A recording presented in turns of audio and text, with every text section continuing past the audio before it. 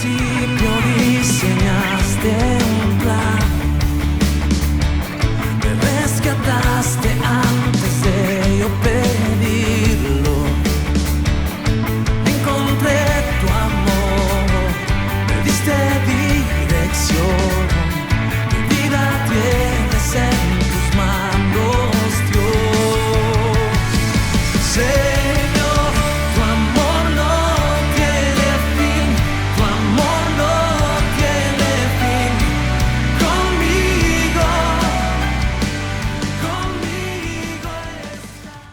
Bien, esta serie de estudios que llevamos ya varios meses, donde nos hemos posado en el primer libro de Samuel, hemos hablado acerca de este varón de Dios que ha comenzado su ministerio, y como lo veíamos en la mañana en el repaso de los capítulos previos a este capítulo 9, vemos a un pueblo de Israel que está clamando delante de Dios, delante de Samuel, pidiéndole que pueda por favor proporcionarle un rey, lo cual mueve un poquito las entrañas de Samuel.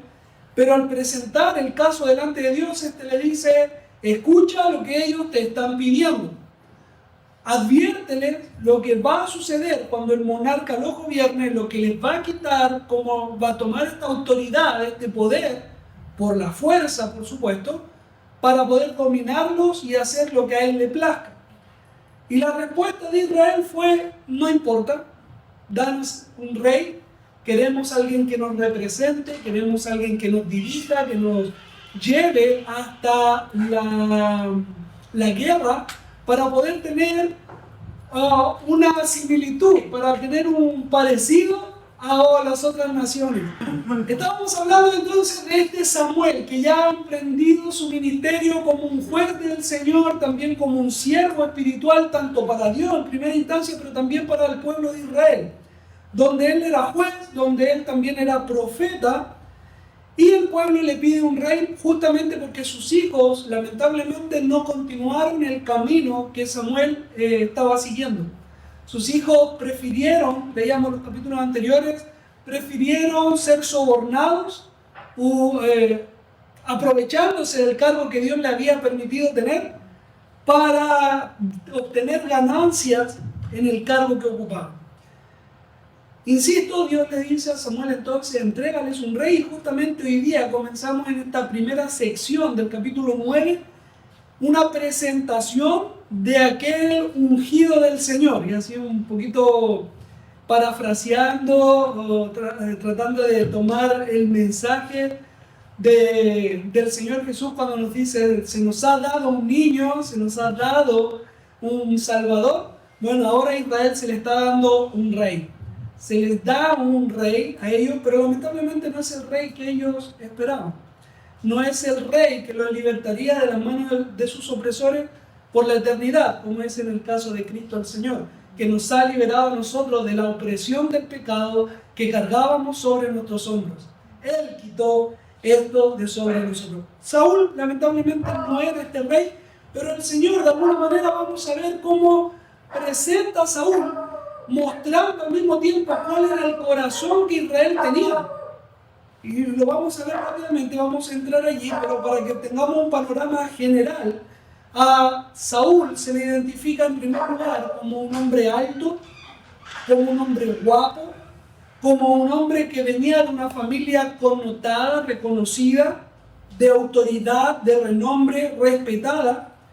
Pero a pesar de esto, vemos que solamente son las actitudes que tiene para satisfacer las necesidades del pueblo. Pero es el mismo texto que ya vamos a disfrutar, que nos muestra que Saúl no tenía lo necesario para realmente dirigir al pueblo de Israel.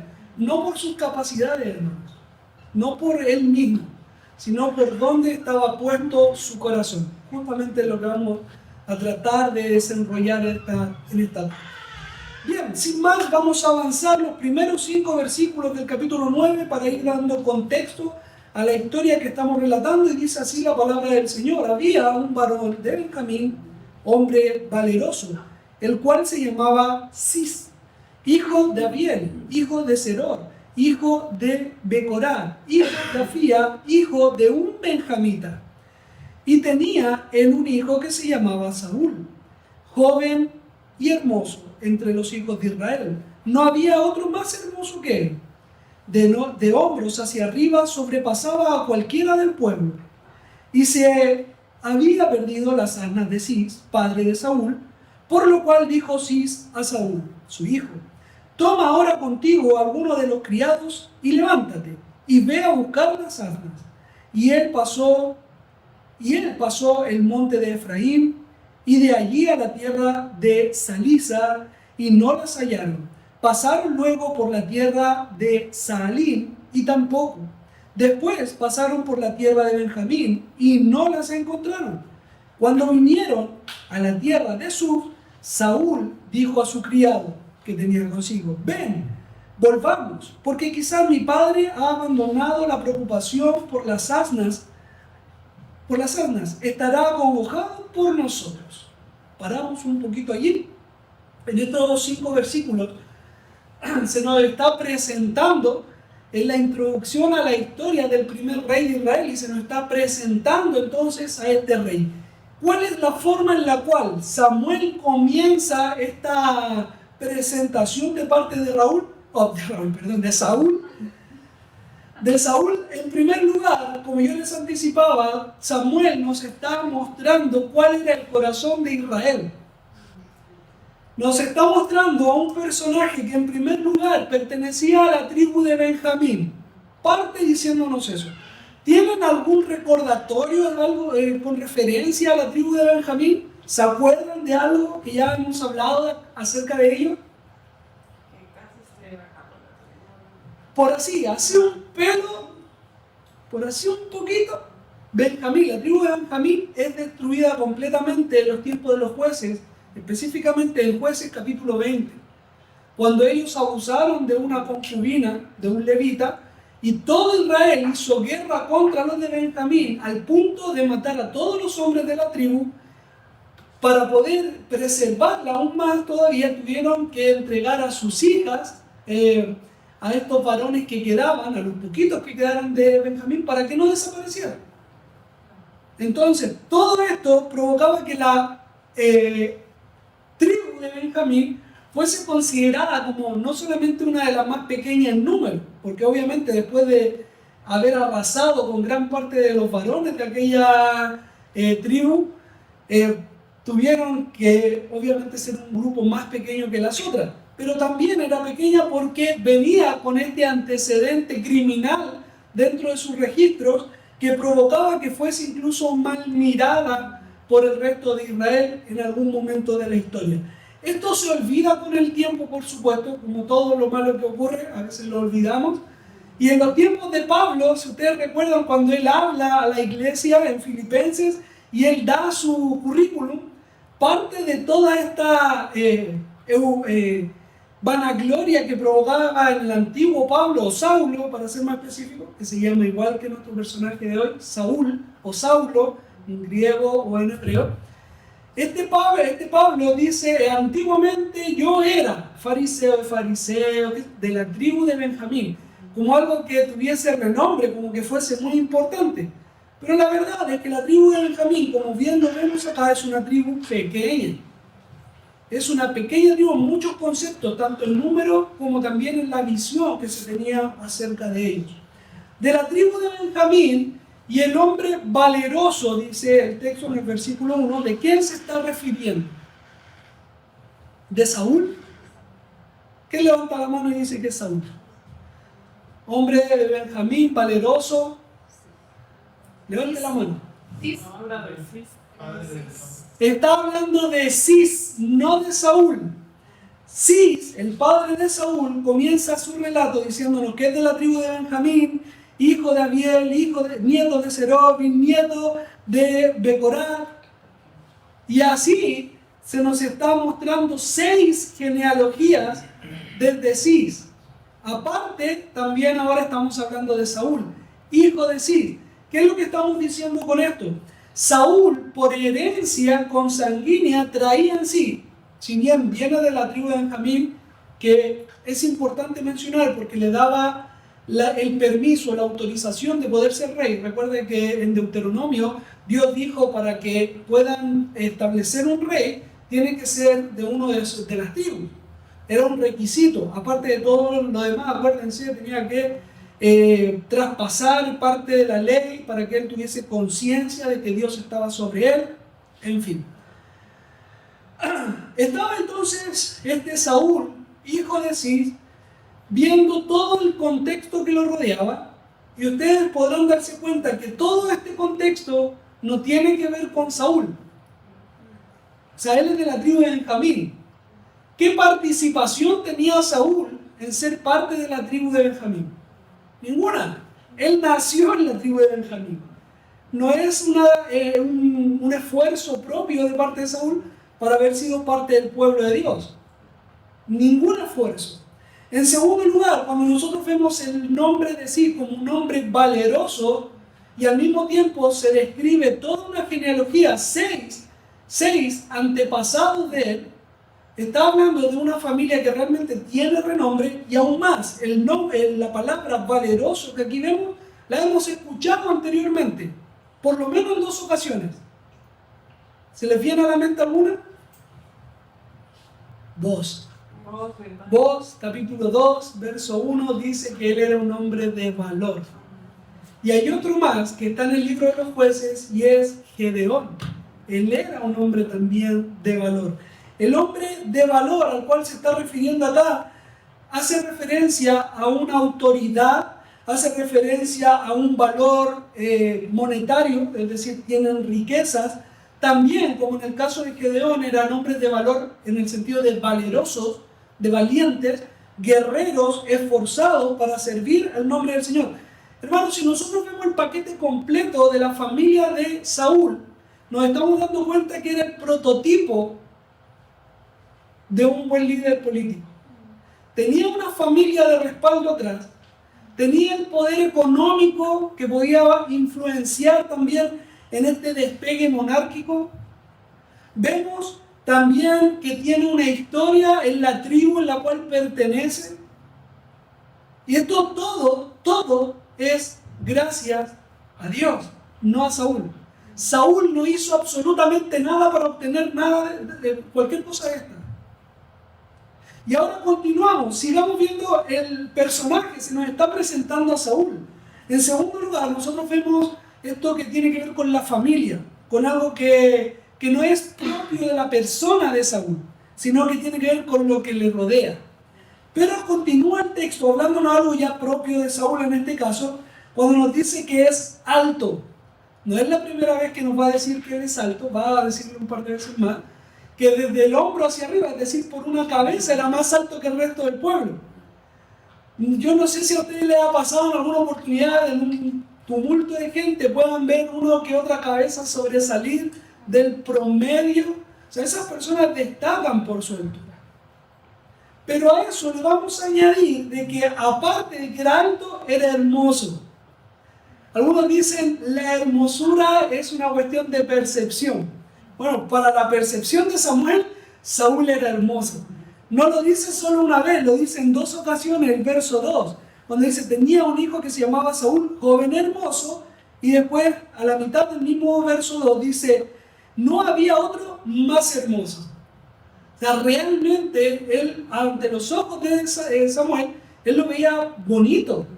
Ahora, esto no quiero hacer un paréntesis, no tiene que ver con una cuestión de que a Samuel le gustaba a Saúl, porque se malinterpretan lamentablemente estos textos, como por ejemplo el de David con Jonatán, cuando decía que se amaban a tal forma que incluso se amaban más que, tenía un concepto del amor hacia su amigo mayor que el de las mujeres, dice David.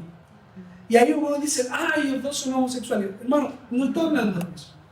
Está hablando de una hermosura que a lo mejor Samuel tenía frente a Saúl, o hacia Saúl, y la historia nos va a decir de que realmente Samuel amaba a Saúl, pero en el punto de vista paternal, no homosexual.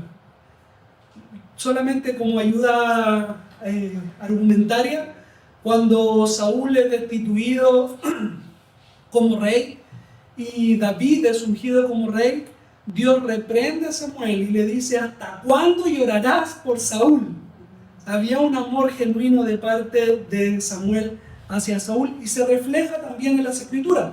Pero ya nos está dando un panorama un poquito más amplio, donde vemos a una familia capacitada, vemos el poder económico, vemos la altura, vemos la belleza que le permitía ser un representante digno del pueblo de Israel. En pocas palabras, Dios nos está mostrando que Él conoce el corazón de cada uno de nosotros.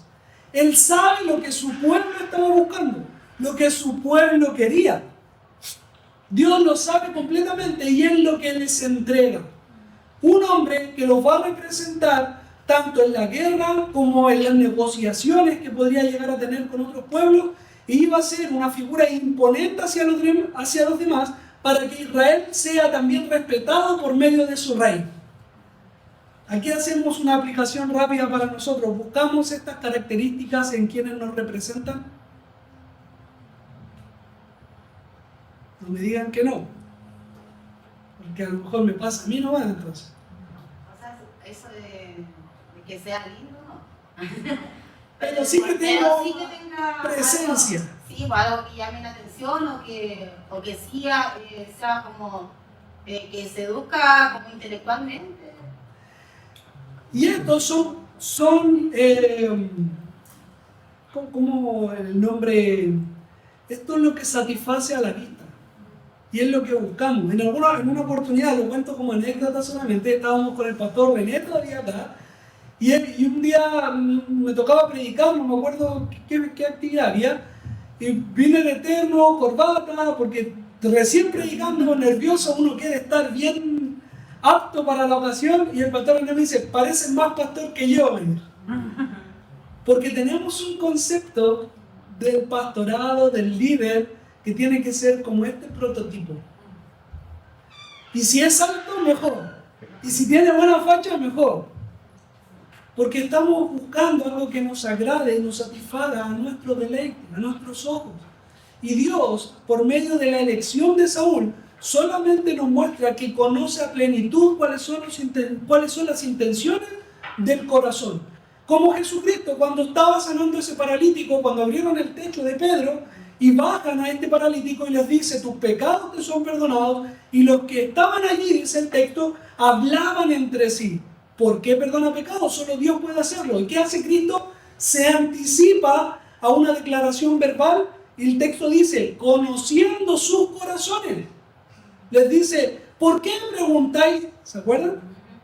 ¿Por qué perdona pecados? ¿Acaso no tiene el Hijo del Hombre autoridad para perdonar pecados? Si le digo a este hombre: levántate y anda, ¿qué tiene más peso? ¿El decirle que sane o el decirle tus pecados te son perdonados? Cristo conocía los corazones porque Él es Dios mismo. Así también el Señor, Jehová de los ejércitos, hablando a Samuel, llama para que este hombre Saúl cumpla con los parámetros humanos, entregándoselos como rey para satisfacer las necesidades que en el momento ellos tienen. Pero no son las necesidades completas las que está cumpliendo o cubriendo Saúl. Porque un hombre no puede satisfacer las necesidades que otro hombre tiene. Solamente Dios puede cubrir ese aspecto de nuestras vidas. No hay ningún ser humano que pueda cubrir lo que Dios cubre en nuestras vidas. Sin embargo, Dios le está mostrando al pueblo de Israel por medio de la elección de Saúl cuál era su corazón y cómo eso no glorificaba a Dios. En la mañana estábamos conversando, justamente se comentaba acerca de cómo Dios permite muchas veces que el mal que nos rodea ocurra en nuestra vida, nuestro deleite también personal ocurra en nuestra vida para mostrarnos, para darnos una enseñanza. El Señor permite que nuestros deseos íntimos se ejecuten en ciertas oportunidades solo para demostrarnos que eso no glorifica a Dios, no satisface nuestro corazón e incluso puede traer dolor y aflicción a nuestra vida. Eso es lo que está haciendo Dios con Saúl. Está dando lo que Israel quiere. Le está proporcionando lo que sus ojos buscan, lo que la carne desea. Pero es el mismo texto y continuamos leyendo que no solamente era de una familia de renombre, de la tribu de Benjamín, alto en cuanto a la presencia, hermoso, muy lindo, lo dicen 2 oportunidades Samuel, sino que también ahora nos va a decir que esta familia pudiente tiene criados, tiene asnos, y algunos pueden decir que tiene asnos, no es tanto. En aquel tiempo eran animales de trabajo, es el equivalente a tener un par de vehículos hoy día. Tractores. Ahora son tractores. Yo creo incluso más que tractor, porque el tractor te sirve solo para arar la tierra, pero tú no vas a viajar de Santiago a otra ciudad en tractor. Sin embargo, el asno sí servía para arar la tierra y para viajar. Por lo tanto es un animal útil, económicamente caro, tanto en su adquisición como en su mantención. Y se le pierden, no a Saúl, no necesariamente se le pierden a Saúl. Dice el texto que se perdieron las asnas de Cis. ¿Ya? No dice bajo cargo de quién estaban, solamente dice que se perdieron.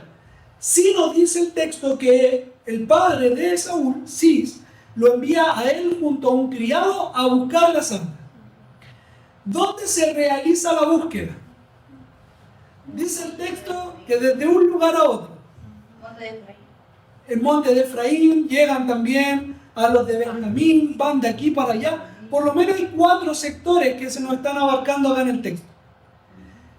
En el mapa es alto, son un par de días de búsqueda. No es algo de media hora, no es que yo tome un vehículo y me ponga a dar vueltas por la población buscando algo que se me perdió. Estamos hablando de que están a pie, sector un poquito adverso, recorriendo toda la zona. ¿Para qué? ¿Para conseguir qué cosa? ¿Qué es lo que está buscando acá Saúl? Son el bien material que ellos podrían sustentar el alimento. A lo mejor lo utilizaban para arrendar los animales o para arar su campo, porque tenían esta asna, eran parte de ella y demostraba que ellos tenían el poder adquisitivo para comprar este tipo de animales. Cuando Saúl sale a buscarlos, es una forma de demostrar que estaba tratando de conservar todavía todo lo que es el recurso material de este mundo, que su familia le pertenece a su familia, pero él lo quiere seguir manteniendo. Y no se va a dar por vencido de eso. Muestra dónde está puesto el corazón de Saúl. Y ahora volvemos a aplicarlo a nosotros.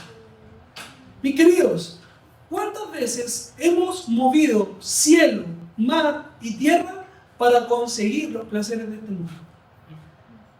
Se nos dice que Saúl recorrió mucho, abarcó muchas zonas geográficas buscando a estas almas. ¿Cuántas veces nosotros hemos buscado mi satisfacción, mis anhelos, mis sueños, mis proyectos, mi obtención en los recursos naturales o los recursos económicos de este mundo? ¿Cuánto tiempo hemos desgastado en eso? ¿Cuánto lo hemos buscado? ¿Cuánta tierra hemos recorrido? Y lamentablemente, al igual que Saúl, podemos recorrer todo el mundo y no lo vamos a encontrar. La analogía que podemos ver acá de Saúl es que todo el esfuerzo invertido para obtener, para recuperar los bienes de este mundo son infructuosos si no estamos buscando correctamente. Si nuestros ojos no están puestos en el lugar que corresponde. Lamentablemente perdemos este centro y nos damos cuenta tarde. El corazón de Saúl se ve reflejado en este breve texto de 5 versículos, donde podemos ver todas las capacidades familiares, biológicas, físicas de Saúl, pero espiritualmente él era un inepto para servir al pueblo de Israel. Él no encontró las almas que fue a buscar, y uno puede decir, bueno, yo muchas veces no he encontrado cosas. Generalmente tenemos que pedirle a las esposas, a los que estamos casados, a las madres, a los que no, ¿dónde están mis lentes? ¿Dónde? Y uno podría decir, no soy inepto por eso. Pero acá no, más allá si los encontraron o no, el texto nos está revelando el corazón, en la profundidad del corazón de Saúl. Se dan cuenta en el verso 5, cuando ellos recorrieron toda la zona de Israel, lo que más pudieron abarcar. Ahora, un paréntesis solamente, mis queridos. Yo ahora me doy cuenta que no es fácil cuando un animalito así se pierde. Donde nosotros vivimos han llegado muchas veces caballos con sus crías a dar vueltas por el sector y nadie sabe de quién son. Entonces no es fácil buscarlo. El punto aquí no es si era habilidoso buscador, un buen detective. Otra vez, insisto, lo importante aquí es dónde está puesto el corazón de Saúl. Y el verso 5 lo muestra. Cuando vinieron a la tierra de Suf, Saúl dijo a su criado que estaba con él: ven y volvamos, porque quizás mi padre ha abandonado la preocupación por las almas. Estará acongojado por nosotros. Ya me aburrí de buscar, ya no las encontré, no me voy a desgastar por más tiempo. Ahora voy a ir hasta mi casa porque tal vez mi papá me echa de menos. Por un par de días. Ahora ustedes dirán, ¿pero qué tiene que ver eso con su condición espiritual? ¿Qué tendrá que ver con eso? Dice el verso 6 hasta el 10. Y le respondió, y él le respondió: he aquí, ahora estoy hablando del criado, acuérdate que Saúl está hablando con su criado, este le responde: he aquí, ahora hay en esta ciudad un varón de Dios, que es hombre insigne. Todo lo que él dice acontece sin falta. Vamos pues allá, quizás nos dará algún indicio acerca del objeto por el cual emprendimos nuestro camino. Respondió Saúl a su criado: vamos ahora, pero ¿qué llevaremos al varón? Porque el pan de nuestra alforja se ha acabado y no tenemos que ofrecerle al varón de Dios. ¿Qué tenemos? Entonces volvió el criado a responder a Saúl, diciendo: he aquí, se ha hallado en mi mano la cuarta parte de un siclo de plata. Esto daré al varón de Dios, para que nos declare nuestro camino. Antiguamente en Israel, cualquiera que iba a consultar a Dios decía así: venid y vamos al vidente, porque al que hoy se llama profeta, entonces se llamaba vidente. Dijo entonces Saúl a su criado: dice bien, anda, vamos. Y fueron a la ciudad donde estaba el varón de Dios. El paréntesis es importante, porque le llamaban en ese tiempo vidente y no profeta. Puede ser parte de la cultura que existía en aquel entonces, pero ahora Samuel quiere hacer una aclaración. No confundamos el vidente adivino como parte del culto hacia el Señor. Era solamente alcance de nombre, por darle una explicación. Se le decía vidente, pero no era un vidente que iba a consultar a los espíritus, sino que era vidente en el sentido que veía con los ojos del Señor, que buscaba la dirección del Señor, la respuesta del Señor. Era esa clase de vidente. Bien, volvamos de nuevo al tema, cerramos paréntesis y seguimos. Decía al principio, Saúl nos está mostrando su comportamiento, nos está revelando cuál era la condición de su corazón. ¿Te diste cuenta que después de todos estos días que él estuvo buscando a las almas, llega el punto donde se agota, se aburre, qué sé yo lo que pasa por la mente de Saúl? Dice: volvamos hasta nuestro hogar, volvamos hasta la casa. Y es el criado, el siervo de Saúl, quien le dice: vamos a consultar al varón de Dios.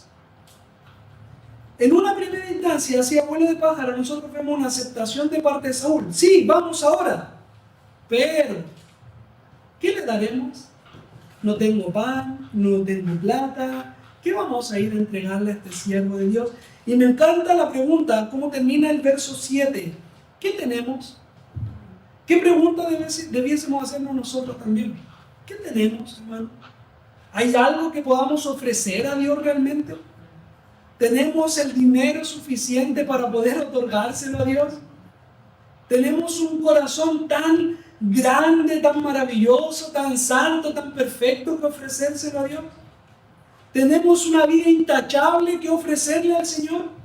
¿Nuestros dones son los mejores del mundo y no se comparan con los de ningún otro para ofrecérselo a Dios? Mi querido, ¿cuándo hemos tenido realmente algo que ofrecer al Señor? Más que un corazón humillado delante de Él. Un corazón arrepentido por nuestros pecados, que constantemente acuden a su presencia para el perdón de todos ellos. Mi querido, no hay nada más que ofrecerle a Dios que un corazón que quiera honrarle, que quiera glorificarle después de haber sido perdonado por gracia. Es lo único que ofrecemos delante de Dios. Por lo tanto, nosotros ahora vemos a Saúl la respuesta, como respuesta a su criado en querer mostrar una intención de visitar a Samuel, pero por otro lado está buscando trabas, poniendo estorbo para poder ir hasta la presencia de Dios. Amados, nosotros vemos una comparación entre el criado y Saúl. ¿Cuál es la respuesta inmediata de cada uno de los dos? Esa respuesta automática que nosotros tenemos frente a la dificultad o a la adversidad o al gozo o la alegría que experimentamos diariamente. ¿Cómo respondo? ¿Soy como Saúl y digo, esto hasta aquí nomás, me voy hasta mi casa? ¿O soy como el criado que dice, no tengo ya más recursos humanos para poder echar, no tengo ninguna otra posibilidad? ¿Qué hacer? Dios me responde. ¿Cuál de las dos me representa más? ¿Soy como el criado de Saúl o soy como Saúl? ¿Cuál es mi respuesta inmediata frente a la adversidad? Saúl nunca buscó la ayuda de Dios. Saúl no tuvo intención de buscar la ayuda del Señor. Y fue su criado el que le dice, yo tengo acá un poquito de plata para entregarle al criado, pero vamos, no dejemos de hacerlo. Amados, lo primero que nosotros pensamos en hacer es nuestra respuesta inmediata. Y esa respuesta inmediata habla mucho de lo que hay en nuestro corazón. Pregúntense ustedes mismos, ¿cuál es mi respuesta inmediata? ¿Cuál es la respuesta automática que nosotros tenemos? ¿De qué manera nosotros vivimos la vida cristiana? ¿Cuál es? Invoco el nombre del Señor frente a la adversidad, busco su presencia, su dirección. O simplemente hago mi esfuerzo, ese esfuerzo humano, débil, torpe, y me conformo con eso. El texto nos está mostrando el corazón de Saúl.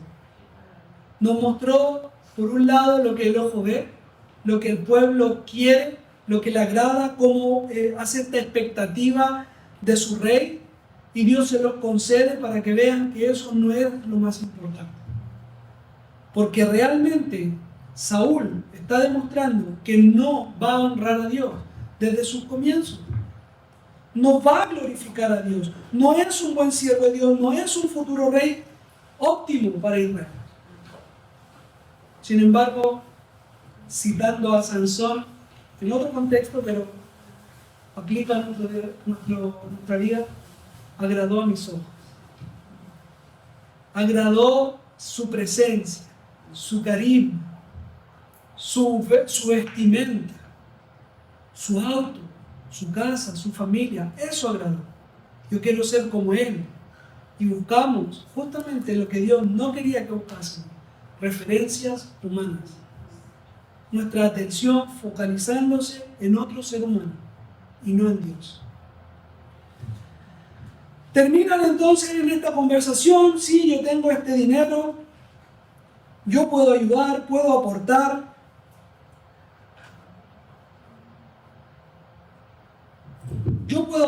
Vamos entonces hasta donde está Samuel. Y continúa el texto del verso 11 hasta el 13 diciéndonos: cuando subían por la cuesta de la ciudad, hallaron unas doncellas que salían por agua, a las cuales dijeron, ¿está en este lugar el vidente?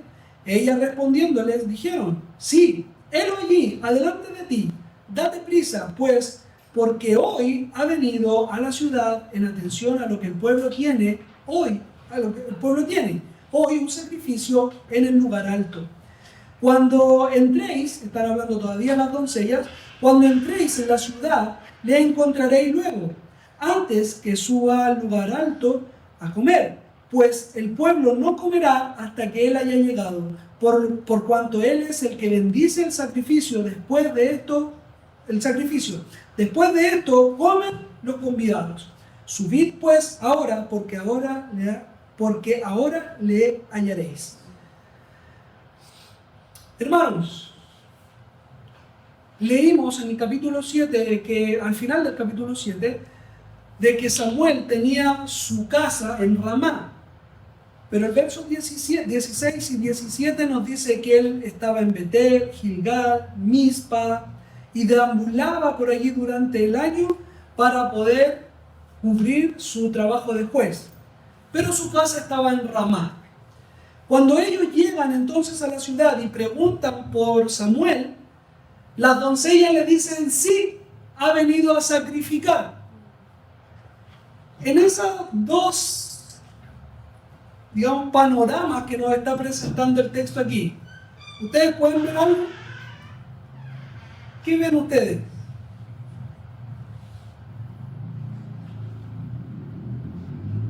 ¿No?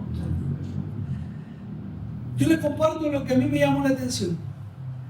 Voy llegando a una ciudad y me encuentro con personas que me pueden cooperar, me pueden ayudar en lo que yo estoy necesitando. En este caso, las indicaciones para llegar hasta donde está Samuel.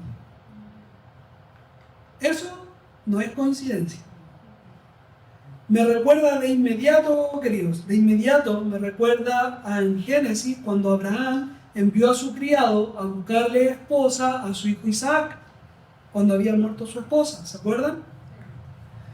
Cuando el siervo de Abraham está llegando hasta la tierra de donde venía Abraham, dice que en el camino, el texto, él iba orando al Señor, pidiéndole en su interior de que cuando llegara hasta aquel lugar para saber de que la doncella para su señor, fuera la esposa para su señor, si esa fuese la mujer que Dios tenía preparada para Isaac, le decía, Señor, que yo llegue allí y esta mujer me ofrezca agua a mí y a mi camello, que fue justamente lo que sucedió.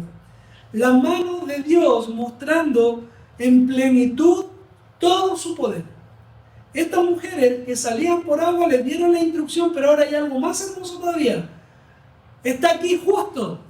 Vine a esta ciudad, pero en el momento preciso. Va a celebrar un sacrificio, el sacrificio va a ser bendecido por el profeta, no se va a comer hasta que él llegue, dando a entender de que era un hombre con honor delante de los israelitas, era respetado por los israelitas, es importante para el estudio de la próxima semana, así que venga. Reconocido entonces por Israel, respetado por Israel, me refiero a Samuel, estaba en aquella oportunidad como algo fortuito, aparentemente nos da a entender el texto. No era normal que el profeta estuviese todos los días aquí. Él deambulaba por distintos lugares para cumplir su trabajo. Entonces, amados, vemos que todo lo que está aconteciendo acá con Saúl está siendo direccionado por Dios. Nada es casualidad. Samuel no llegó por casualidad a esa ciudad justo el día en que Saúl llegó también allí. Esas doncellas no salieron a buscar agua justo por casualidad, justo porque estaba Saúl allí. Es la directriz de Dios, es Dios orquestando todas las cosas para que su propósito se desarrolle. De hecho, más adelante en este mismo capítulo vamos a ver que Dios ya le había hablado a Samuel de que al día siguiente, el día que Saúl llega, le llegaría un varón de la tribu de Benjamín que iba a ser ungido como rey. Dios ya tenía todo planeado, mis queridos. Todo se juntó, todo se coordinó tan espectacularmente para que Saúl y Samuel se encontraran. La pregunta es, ¿nosotros reconocemos la autoridad de Dios a este nivel en nuestra vida? ¿Reconocemos que Dios gobierna toda su creación, controla toda su creación, orquesta toda su creación para su gloria y la edificación de los santos? ¿Reconocemos esta verdad? Si no es así, veámosla. Porque todo lo que pasa proviene de Él. Y algunos dirán, pero no es tan importante. Hermano, esto es fundamental. Porque si no entendemos que Dios tiene el control de todo, ¿cómo vamos a clamar a Dios en todo tiempo? Por todas circunstancias. Tal vez si a ti se te perdiera una mascota, hoy día no orarías a Dios para poder encontrarla. No pedirías la dirección de Dios para encontrar, como lo hizo ahora el siervo y Saúl. Pero es que no estamos entendiendo que Dios tiene el control hasta de esos detalles. Y que Él puede hacer según su voluntad en esos detalles. Pensamos a veces en estudiar y creemos que es solamente mi responsabilidad estudiar en dedicarme, en dedicarle tiempo. Me refiero a estar estudiando, haciendo mis tareas, juntándome también con el grupo de estudio. Y pensamos que eso es todo. Pero mis queridos, si no nos damos cuenta que Dios tiene el control absolutamente de todo, ¿cómo vamos a orar también por ello? Porque estamos dividiendo y decimos esto es espiritual, eclesiástico y esto es secular. No voy a orar por esto. No voy a orar por mi trabajo, no voy a orar por mis estudios, no voy a orar. ¿Por qué? Si Dios es soberano en todos los aspectos de mi vida. Nada de lo que está ocurriendo acá es casualidad y el Señor nos está mostrando una vez más que Él direcciona.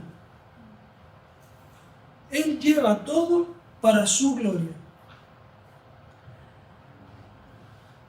Mis queridos, la razón por la que Samuel estaba allí, y con esto ya estamos finalizando el texto de hoy, se nos dice que Él va a bendecir el sacrificio. En la Biblia, hablando de los alimentos, solo hay un lugar donde habla acerca de oración de bendición por esos alimentos. ¿Saben cuál es? El otro lugar, aparte de este, de que Samuel está bendiciendo el sacrificio para poder comerlo. Acuérdense que el sacrificio también tenía la oportunidad de ser digerido, comido por los israelitas. Pero hay otro lugar, ¿se le ocurre a alguno? ¿Se le viene a la memoria a alguno? Cristo en la Santa Cena dice que tomando el pan, bendijo los alimentos. Es Dios el que ha dado para que nosotros podamos nutrir nuestros cuerpos y ha bendecido todo lo que Él nos ha dado.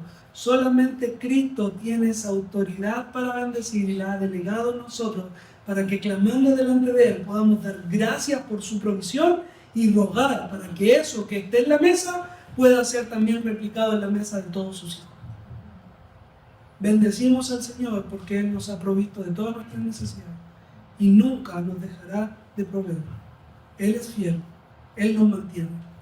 Samuel era un hombre honrado, les decía anteriormente, esperado a tal punto de que nadie iba a comer si él no llegaba, y a mí me llamó la atención.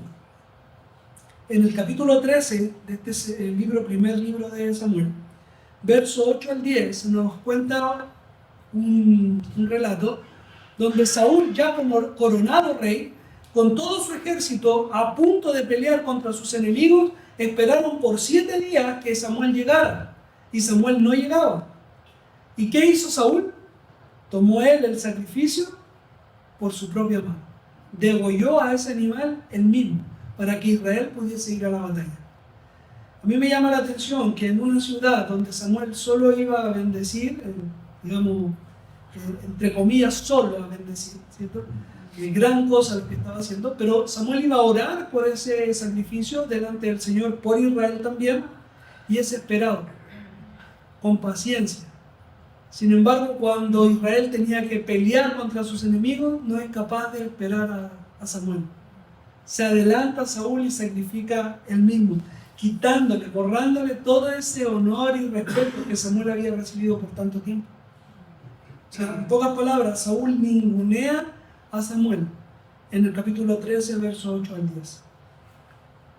No esperó para que el siervo de Dios hiciera su trabajo en bendición al pueblo. Mi querido, ¿cuántas veces nos adelantamos nosotros a los hechos? No estoy diciendo con esto ustedes tienen que esperar al pastor porque él es honrado, no. Estoy hablando de esperar la voluntad de Dios, no la mía. Estoy hablando de ser pacientes en saber de que Dios merece mucho más honor, mucho más honra que cualquier hombre de este mundo. Y sin embargo nosotros nos adelantamos y queremos hacer nuestra voluntad cuando lo que debiésemos estar haciendo es orando de rodillas delante de Dios para que Él con su misericordia pueda cubrirnos, pueda direccionarnos. Por eso estamos pidiendo con tanto énfasis, hermanos, oremos. Las reuniones de varones, reuniones de mujeres, hermanos, por favor, oremos. Reuniones de los días martes, toda la iglesia, oremos. Nos estamos despertando todos los días a las 6 de la mañana. Oremos. Porque es necesario no adelantarnos a la voluntad de Dios, sino que esperar su misericordia, esperar su gracia, porque Él es soberano y hará de acuerdo a su voluntad. Por lo tanto, ¿qué nos queda a nosotros más que esperar, glorificando y honrando el nombre de nuestro Dios? Nos gusta compararnos con los grandes hombres de la Biblia. Lo he dicho en otras oportunidades. Nos gusta ser como David. Nos gusta ser como Abraham, como Noé, que obedecieron al Señor. Pero nuestro comportamiento muchas veces se parece más al de Saúl, al de Caín, con los hombres que no nos queremos identificar, con aquellos que no queremos ser igual, pero nuestro comportamiento es parecido más al de ellos que a los que nos gustaría parecer. Mis amados, tengamos cuidado de ello. Conclusión, otro puntito para poder refrescar ahí la memoria de lo que hemos hablado. En primer lugar, el Señor conoce todo nuestro corazón. Él les otorgó un rey de acuerdo a la expectativa humana, a lo que ellos quisieran tener como un rey. Y Él le ha complacido de esta forma, pero para demostrar solamente que no está por allí la solución. No es lo que yo quiero, no es lo que yo anhelo, es la voluntad de Dios que se ejecuta. Segundo lugar, lo que tu corazón quiere no siempre es lo mejor. Dios, conociendo el corazón y dándole un rey que era lo que ellos esperaban, no fue el rey que ellos necesitaban. Sin embargo, esto nos muestra una vez más que es engañoso el corazón del hombre y se deja llevar lamentablemente por lo que los ojos ven y no por lo que el Espíritu muestra. En segundo lugar, tu respuesta inmediata, que tu respuesta inmediata sea siempre en gloria hacia el Señor. Modos, ¿cómo responder? Pongan ojo allí. ¿Cuál es la forma de responder? ¿Cuáles son las palabras que utilizo para hablar? El comportamiento que tengo hacia los demás. ¿Cómo actúo? ¿A la defensiva? ¿Confrontacional? ¿Cuál es mi forma? Y en último lugar, nada, hermanos, absolutamente nada de lo que acontece en nuestra vida es casualidad. Todo es direccionado por Dios. Y eso, lejos de frustrarnos, debiese animarnos. Porque Él tiene cuidado de nosotros. Y si algo bueno o malo a mi perspectiva ha ocurrido, crean que es obra soberana del Señor. Y esto lo digo sin duda, para el bien de su pueblo. Desde el principio diseñaste un plan, me rescataste antes